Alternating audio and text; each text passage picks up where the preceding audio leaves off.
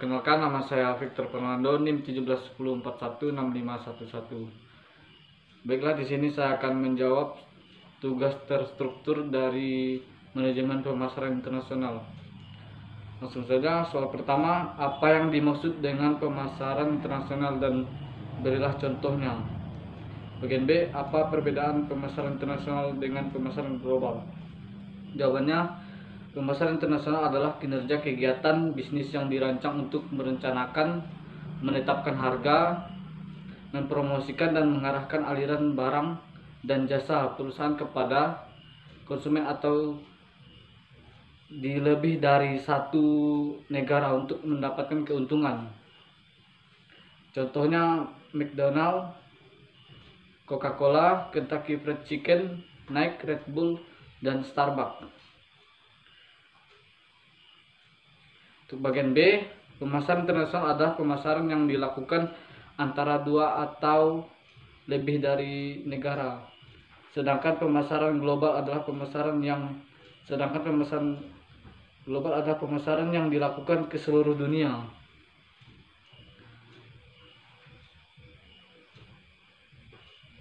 Untuk soal nomor 2, mengapa perusahaan penting memahami lingkungan budaya pada pemasaran internasional?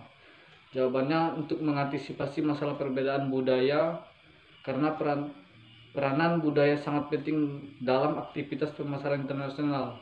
Dan dengan memahami budaya orang lain, karena kita akan menjadikan masyarakat global sebagai pangsa pasar yang harus dimaksimalkan potensi pasarnya dengan tidak merendahkan budaya lain, melainkan mematuhi adat istiadat sehingga jati diri masing-masing kelompok tidak hilang dan juga tetap dapat menjaga pergaulan masyarakat global.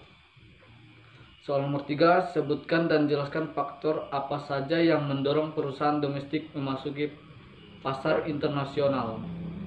Jawabannya, yang pertama, perbedaan sumber daya alam, karena letak geografis suatu negara berbeda-beda serta membuat negara dan lainnya akan berbeda.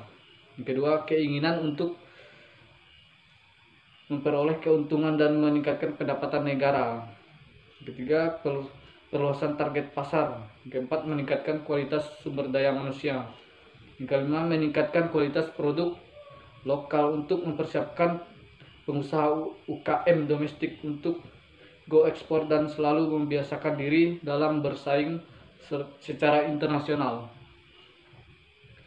Soal nomor 4, apa saja yang menjadi hambatan dalam pemasaran internasional yang dilakukan dengan melakukan ekspor ke negara tujuan? Jawabannya, hambatan tarif, kebijakan administrasi, keragaman yang cukup banyak, ketidakstabilan atau lingkungan politik, kendala tempat variasi dalam nilai tukar, dan tentang norma dan etika terorisme dan rasisme. Soal nomor 5, mengapa perusahaan harus mempelajari segmentasi pasar suatu negara tujuan pemasaran internasional? Segmentasi pasar apa saja yang perlu dilakukan untuk mengetahui pelanggan potensial bagi produk perusahaan tersebut? Jawabannya, untuk mengetahui kebutuhan dan keinginan berbagai kelompok konsumen secara spesifik sehingga barang dan jasa khusus dapat dikembangkan dan ditingkatkan untuk memuaskan kebutuhan setiap kelompok dan untuk mengetahui potensial pelanggan bagi produk perusahaannya, itu segmentasi lokasi, waktu, harga, demografis, fisiografis, sosial, budaya.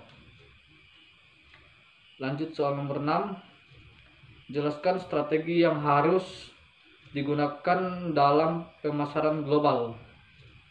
Jawabannya, strategi pasar global melakukan ekspor, mengasosiasikan kesepakatan warlaba, franchise, atau lisensi, membentuk usaha patungan, joint venture, atau melakukan investasi langsung di negara lain. Soal nomor 7, Mengapa pertumbuhan ekonomi menjadi faktor pendorong pertumbuhan pemasaran global? Jawabannya, perbaikan komunikasi dan transportasi, kualitas teknologi, biaya pengembangan produk, perjanjian ekonomi regional, pertumbuhan ekonomi dunia.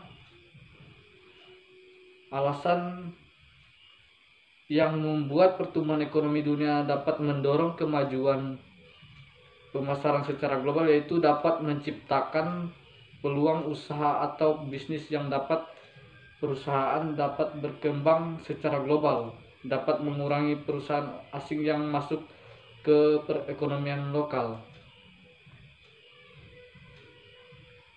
Lanjut ke soal bagian 2. Jawablah pertanyaan-pertanyaan ini yang berkenaan dengan video. Soal pertama, apa judul kedua video tersebut di atas? Jawabannya, video pertama pemasaran internasional standar ISO 9000 dalam perdagangan sistem mutu manajemen. Video kedua, pemasaran internasional versus pemasaran global. Soal nomor 2, siapa pembicara dalam kedua video tersebut di atas? Jawabannya, Yasir. Video pertama yaitu Yasir Badawi, sedangkan video kedua Parstia Salsabilah, Sofia Nurul Itsni, Widya Mutiara Sari. Soal nomor 3, jelaskan secara terinci apa yang dijelaskan oleh pembicara dalam video 1 dan pembicara dalam video kedua. Penjelasan pembicara dalam video pertama tersebut tentang bagaimana menghadapi perdagangan bebas di kawasan ASEAN, bahkan di pasar global seperti di Eropa, dengan upaya untuk meningkatkan mutu barang untuk daya saing di pasar internasional.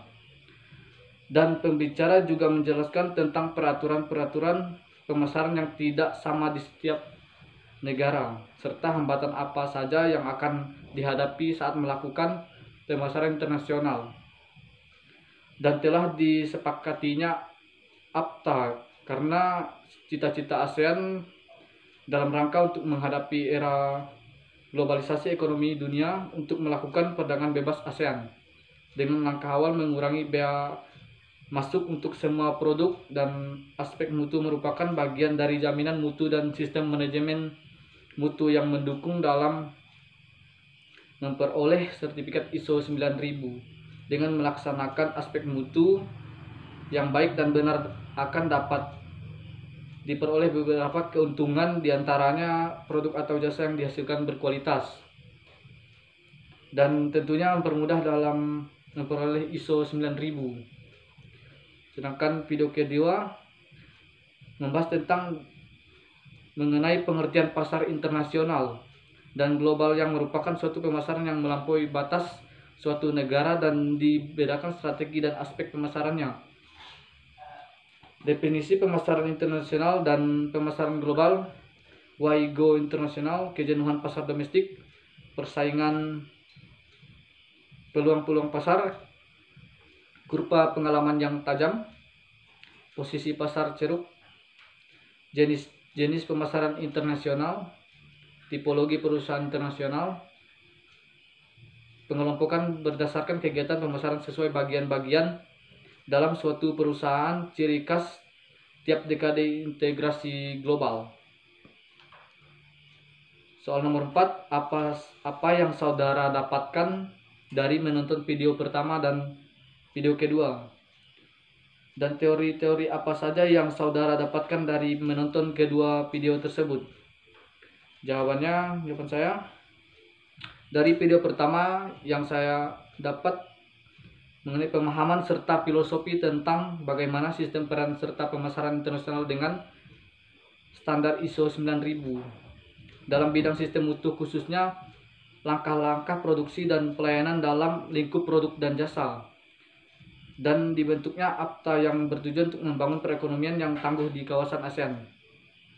Dan dari video kedua saya mendapat pemahaman tentang perbedaan antara pengelompokan 3 pasar dalam perusahaan internasional, multinasional, dan global.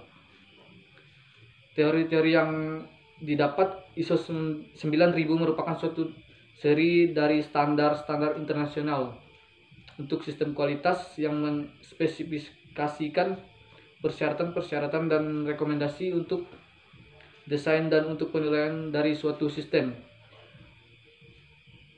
manajemen dengan tujuan untuk menjamin bahwa pemasok perusahaan akan menyerahkan barang dan atau jasa yang memenuhi persyaratan yang telah ditetapkan. Teori video kedua tentang definisi dan serangkaian penjelasan dari pemasaran internasional dan global.